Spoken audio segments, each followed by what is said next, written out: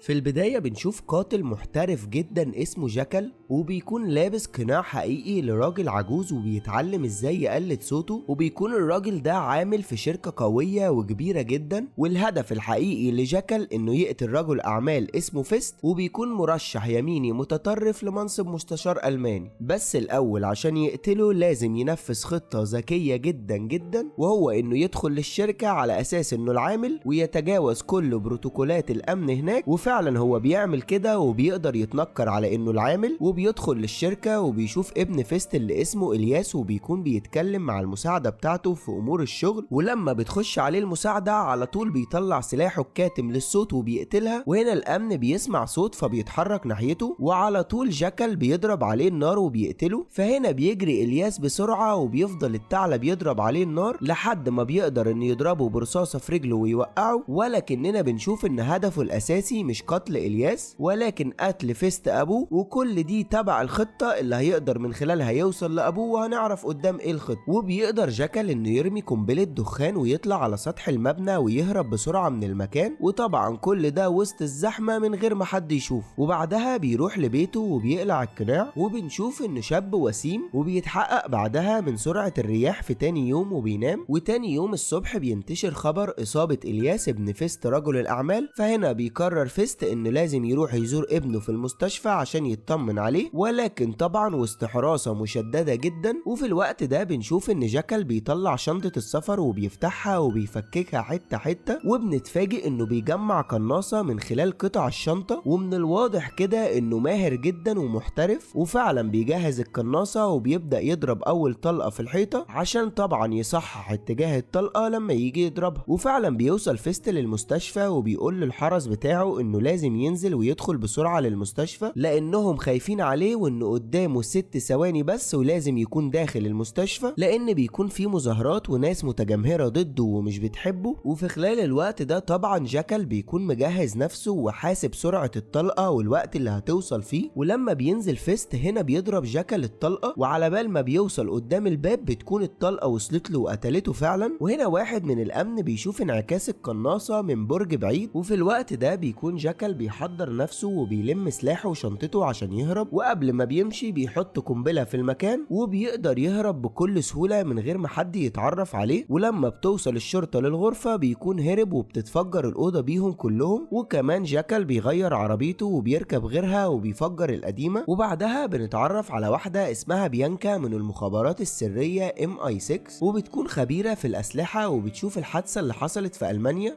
وبترجع بيانكا لزوجها وبنتها، وبيكون بيتفرج على واحد اسمه UDC، وده بيكون مشهور جدا وبيعتبروه هناك أكنه إله، وهنعرف قصته بعدين. المهم بنشوف إن جاكل بيزور واحد عنده قطع شطرنج أثرية للبيع، وبيتحرك بعدها عشان يسافر وبيقف في نقطة تفتيش، وبيعرف الضابط إنه سائح، وهنا بيوريله جاكل قطع الشطرنج اللي اشتراها، وبيقول له إنه موجود في ألمانيا لأنه مهووس بالقطع الأثرية، وفعلا بيقدر إنه يعدي بدون أي مشاكل بالخطة الذكية دي. ولما بتوصل بيانكا للمكتب بتعرف تفاصيل عملية قتل فيست، وإن الطلقة جت من مسافة عالية جدا وهي 3 كيلو و815 متر، وطبعا بتكون مش مصدقة ومصدومة لأن أعلى مسافة مسجلة لقناص هي 2 كيلو و300 متر. وبتدخل اجتماع ساعتها وبتتكلم مع مسؤول من ألمانيا، وبتعرف إن السلاح القناص أخده معاه، وبتشوف كمان صورة القناص وهو خارج من الفندق اللي كان فيه، ولكن طبعا شكله مش واضح. وهنا بتستغرب جدا لانها ما بتشوفش معاه القناصة، وبتقول ان الشنطة اللي معاه صغيرة جدا واكيد مش هيقدر يحط فيها القناصة لان حجم الشنطة 60 سنتي، واقل ماسورة لقناصة موجودة هي 70 سنتي. وهنا بتقول ان القناص فكك الماسورة دي لقطعتين، بس ده اكيد هيقلل جودة البندقية والدقة بتاعتها. وبيكونوا محتارين جدا ومش عارفين ازاي ده حصل، ولكن بيانكا بتقول لهم ان رغم ان ده مستحيل، ولكن في صانع اسلحة اسمه نورمان بيحاول فعلا من زمان انه يعمل ماسورة بندقية بتتقسم لجزئين، وانها لو قدرت توصل لصانع الاسلحة ده هتقدر تعرف منه مين القناص، وفعلا بتمسك هي القضية دي. وبنشوف ان جاكل وصل اسبانيا وبيدخل على سايبر وبيكلم حد وبيقول له يبعت له باقي مبلغ عملية القتل، وبنعرف هنا انه قاتل مأجور، وبيفضل مستني كتير وللاسف ما بيبقاش فيه رد،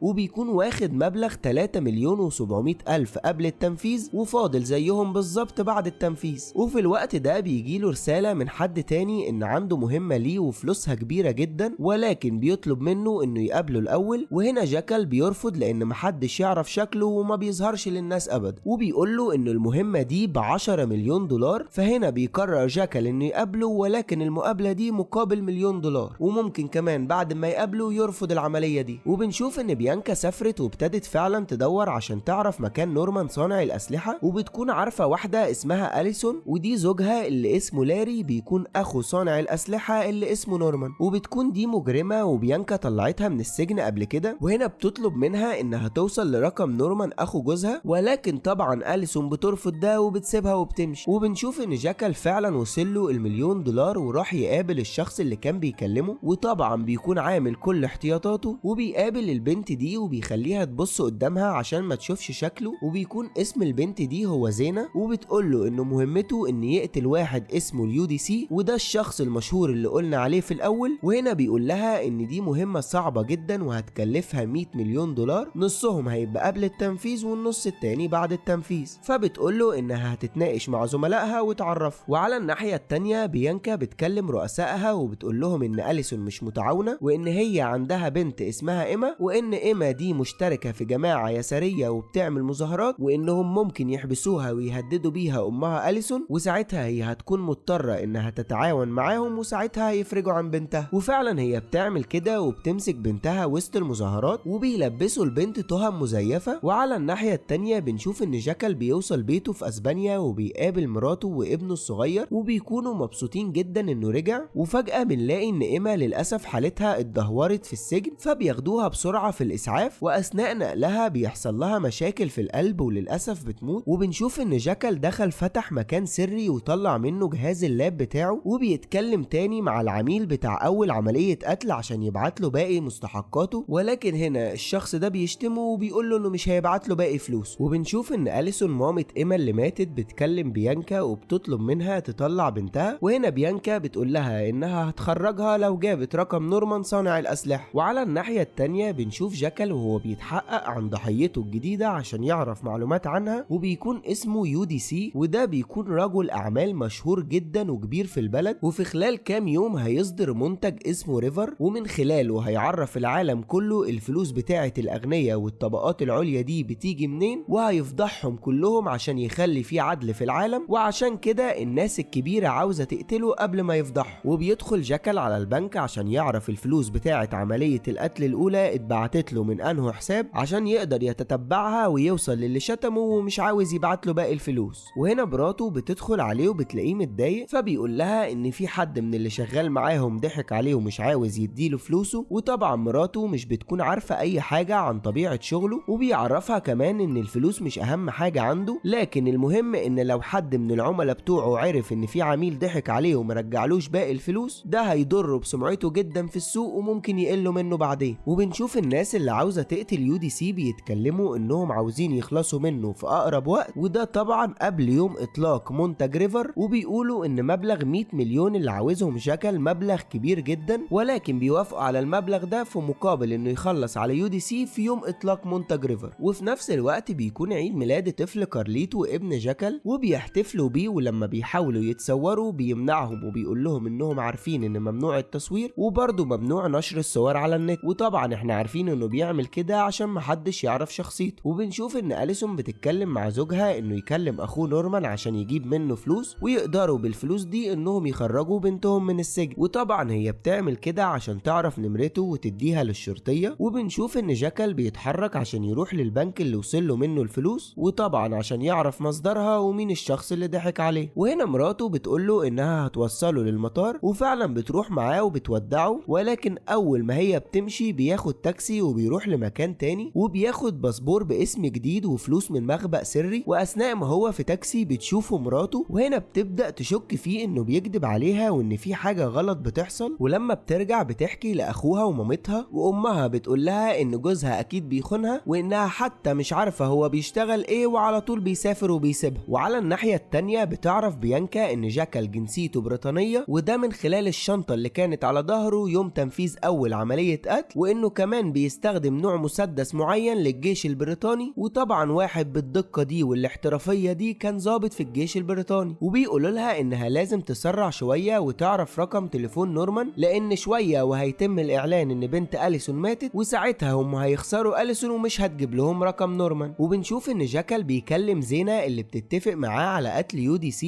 وبتقول له انهم لازم يتقابلوا عشان تفاصيل المهمة، وان المبلغ اللي هو طالبه كبير جدا، فعشان كده لازم يثقوا فيه الاول قبل ما ياخد المبلغ ده. وفعلا بيوافق وبيقول لها انه هيبعت لها المكان وتيجي لوحدها. وأليسون بتكون مع زوجها خارجين في مكان، وبتستغل انه مش واخد باله وبتصور موبايله وبتاخد منه رقم نورمان وبتبعته لبيانكا. فعلى طول بيانكا بتكلم مركز المراقبة وبتخليهم يعرفوا مكان الرقم ده فين، وبتعرف المكان بالظبط وبيكون في بيلاروسيا، وفعلا بتتحرك على هناك عشان تقبض عليه. وعلى الناحية التانية بتكون زينة مستنية جاكل يقابلها، وكل شوية يغير المكان عشان يطمن ان مفيش حد مراقبها، وفعلا بيقابلها وهو مغير شكله. ولما بتقوله ان مبلغ 100 مليون كبير جدا، بيعرفها ان المبلغ ده مش مقابل انه يقتل الشخص بس، ولكن مقابل انه يعرف يهرب بعد ما يقتله، لان عملية الهروب بتكلفه كتير جدا وكمان بتبقى صعبة. فبتقوله انها هتدفع له 20 مليون قبل التنفيذ والباقي بعد التنفيذ. وبتقوله ان UDC هيطلق المنتج ريفر يوم 28، وانه لازم يقتله قبل اليوم ده. وهنا بتسأله انت ليه لسه في ألمانيا بعد عملية القتل الاولى؟ هو انت عندك مهمة تانية لسه بتعملها؟ وبتحذره انه لازم يركز في المهمة دي وبس، لانها كبيرة ومكلفة، وان طبعا الناس اللي بيتعامل معاهم مش سهلين خالص. وفعلا هو بيكون لسه في ألمانيا عشان رايح البنك يعرف مين اللي بعت له فلوس اول عملية قتل وشتمه، وبيعرف ان الفلوس طلعت من حساب شركة اسمها هيلينيا. ولما بيبحث كتير عن الشركة دي، بعد بحث طويل بيقدر انه يوصل لان اللي اجره لقتل فيست ومش عاوز يدفع باقي الفلوس هو ابنه الياس، وده طبعا اللي ضربه في رجله قبلها في الشركة بيوم. وبنشوف ان بيانكا اتحركت فعلا مع عدد من القوات لبيت نورمان عشان تقبض عليه، وللاسف بتلاقيه كان مستنيهم ومجهز نفسه وعارف انهم جايين، وبيضرب عليهم نار وبيموت 2 منهم وبيفجر المكان وبيهرب. ولكن بتكون بيانكا قدرت انها تضربه في كتفه وتصيبه، وهنا بيقع منه شنطة نفس شنطة القناصة اللي كانت مع جاكل. وبنشوف ان أليسون وزوجها عرفوا بموت بنتهم إيما وزعلانين جدا عليها. وبيانكا بتكون بتبحث في موبايل نورمان اللي خدته منه وقت الهجوم، وكمان بتشوف الشنطة اللي وقعت منه وبتعرف انها مش مجرد شنطة ولكنها بتتفكك وتتجمع لقناصة، ودي نفس الشنطة اللي استخدمها جاكل لقتل فيست، ولكن دي نموذج مبدئي منها، وان اكيد نورمان هو اللي صنع القناصة دي لجاكل، وانهم لو قدروا يوصلوا لنورمان هيقدروا يوصلوا لجاكل. وبيعرفوا ان اكيد في جاسوس بينهم هو اللي بلغ نورمان ان في هجوم هيحصل عليه، عشان كده نورمان كان مستعد ليهم ومجهز نفسه. وعلى الناحية التانية بنشوف الياس وهو بيعمل علاج طبيعي عشان يقدر يمشي على رجله من بعد الإصابة، لأن تاني يوم هيكون يوم جنازة والده فيست اللي هو طبعا كان مأجر جاكل عشان يقتله. وبنشوف ان جاكل اتنكر في هيئة راجل عجوز عشان يدخل لجمعية خيرية تابعة لإلياس، وبيقدر بحيلة ذكية انه يخلي السكرتيرة تجيب له دواء من عربيته، وهو بسرعة بيدخل على الجهاز وبيعرف اسم سواق العربية بتاعة إلياس. وبعدها لما بيكلم حبيبته بتواجهه انها شافته امبارح راكب تاكسي وانه بيكذب عليها، ولكنه بينكر ده وبيقول لها ان اكيد ده حد شبه، وهي طبعا مش بتصدق وبتكون متأكدة انها شافته هو، وبتطلب منه يوريها الأوضة بتاعته لانها شاكة انه بيخونها. وفعلا هو بيوريها الأوضة وبتفضل برضه مش مصدقاه، وبتخش مكتبه تدور وراه عشان تعرف هو بيشتغل ايه ولا كان فين. وهنا بتدوس على المكان السري اللي مخبي فيه الخزنة، وبتعرف ان وراه حاجة غريبة. وبتروح بيانكا تقابل أليسون عشان تعتذر لها على اللي حصل لبنتها إيما، وان بنتها اصلا كان عندها مشاكل في القلب وان مش هي السبب في موتها. وبتطلب منها تاني انها تحاول توصل لنورمان، ولكن بتشتمها أليسون وبتمشي. ولما بترجع لزوجها بيكون كلم اخوه نورمان، ونورمان قال له ان غالبا مراته هي اللي عرفت الشرطة مكانه. فهنا بيفتش في موبايلها وبيشوف انها بتكلم الشرطية وبعتلها نمرة نورمان فعلا، وعلى طول بيمسكها وبيشدها لجوه عشان يقتلها. وبنشوف ان نوري مرات جاكل عرفت اخوها ومامتها بموضوع الخزنة، وابتدوا فعلا يجربوا ارقام عشان يفتحوها لكنهم ما بيعرفوش. وبتبدأ انها تدور في كل الاوراق، وهنا بتلاقي مخطط للبيت اللي ساكنين فيه، وبتشوف ان في اوضة مرسومة في الرسمة ولكنها مش موجودة في البيت، فبتعرف ان دي اكيد اوضة سرية وبتدور عليها. وفعلا اخوها بيكتشف مكانها ورا المراية، ولكن طبعا هي مقفولة برقم سري. وهنا بيقرر انه يكسر الخزنة بالشنيور، وبيقدر فعلا انه يدخل للأوضة دي، وبيتصدموا من اللي بيشوفوه، وبيشوفوا كمية فلوس وجوازات سفر مزورة. وهنا بيكون جاكل شايفهم من خلال الكاميرات وبيعرف انهم عرفوا حقيقته، وبتتصل زينة بجاكل وبتعرفه ان UDC هيكون موجود في مدينة تالين يوم 22 وانه لازم يخلص عليه في اليوم ده. وتاني يوم بنشوفه بيروح للسواق بتاع إلياس وبيقتله وبيتنكر مكانه.